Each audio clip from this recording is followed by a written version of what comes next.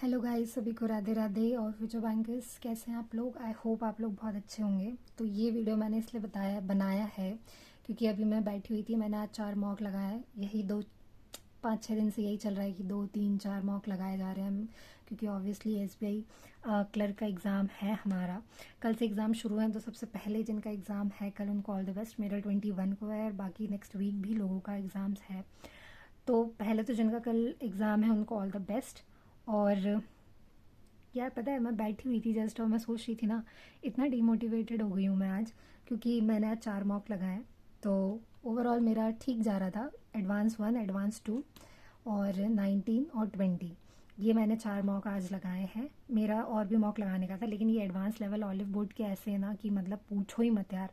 मतलब मेरा तो लगाने में ही डर लग रहा है कि अब लगाऊंगी तो डिमोटिवेटेड हो जाऊंगी, क्योंकि हमें डिमोटिवेट नहीं होके जाना है एग्ज़ाम में ऑब्वियसली।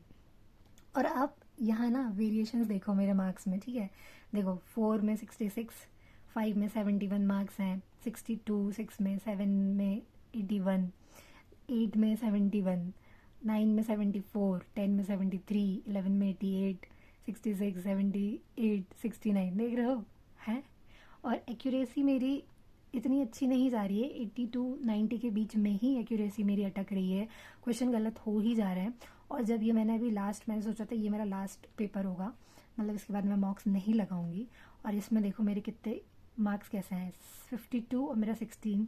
पता नहीं यार इंग्लिश में मैंने ऐसे क्या, मतलब मैं जब एनालाइज किया मैंने इसको, इतनी सिली सिली मिस्टेक्स हो रही थी ना इसमें, इतनी सिली सिली मिस्टेक्स, बहुत सिली सिली, मतलब इतनी सिली सिली मिस्टेक्स हो रही थी ना कि मैं क्या ही बोलूँ। देख रहे हो, इंग्लिश में सबसे ज़्यादा मिस्टेक्स हुई हैं मेरी इसमें। रीजनिंग में भी हो गई हैं। मतलब बोलते ना कि हमारा स्टेट ऑफ माइंड एक जैसा हर समय नहीं रहता है, वो सच बात है भाई। तो देखो यार, जिनका कल पेपर है ना, मैं भी अभी सोच के ना पूरा डिमोटिवेटेड हो गई थी। आपको मैं यही सजेस्ट करूँगी, मैं खुद भी अपने यही अभी खुद ही मैं ये सोच रही थी कि मैं ये सारी चीज़ें, ये सब कचरा भर के कि मैंने मॉक में ऐसा परफॉर्म किया था, लास्ट मॉक में ये परफॉर्म किया था, वो परफॉर्म किया था, नहीं भर के लेके जाऊँगी। आप भी मत लेके जाना। अगर पहले से ही इतना नेगेटिव अपने दिमाग में भर के लेके जाओगे तो हो गया, पेपर हो गया, ठीक है। उस टाइम पे, उस समय जब एग्जामिनेशन हॉल में घुसो ना, दिमाग में यही रखना, मैंने जो पढ़ा है सफिशेंट पढ़ा है, मैंने जितना किया है काफ़ी है, और मैं पेपर फोड़ के आऊँगी, बस दैट्स इट, बात ख़त्म। उस टाइम पे नहीं सोचना ये क्या हो रहा है, वो क्या हो रहा है, कुछ नहीं। कौन बात कर रहा है, कौन नहीं कर रहा है, कौन पेपर मांग रहा है, कौन नहीं मांग रहा है, बस अपना बिल्कुल फोकस रखना टेस्ट पे।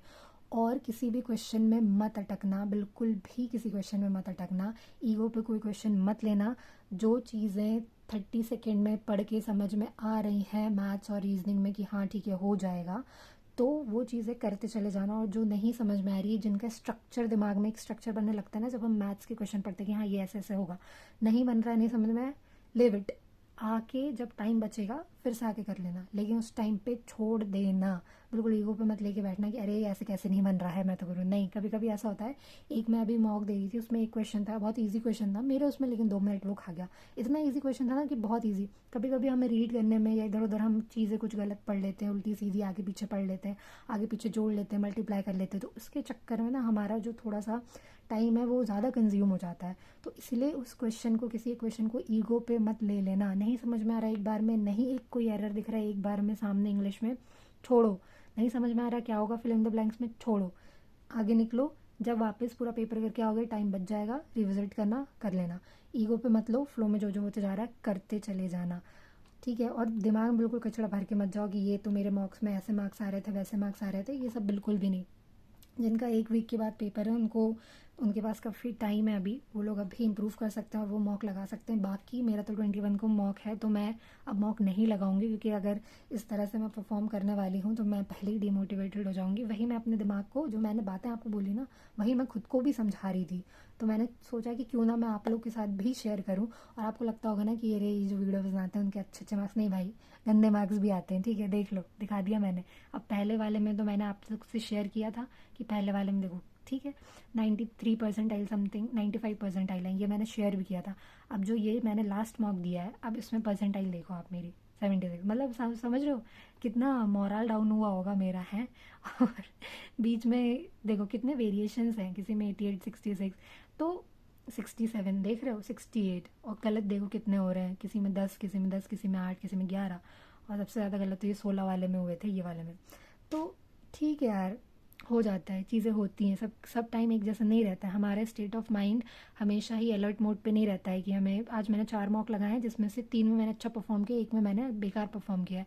तो इसका मतलब ये थोड़ी है कि मैं बिल्कुल लेके बैठ जाऊँ कि नहीं नहीं बेकार हो रहा, नहीं हो रहा, नहीं हो रहा।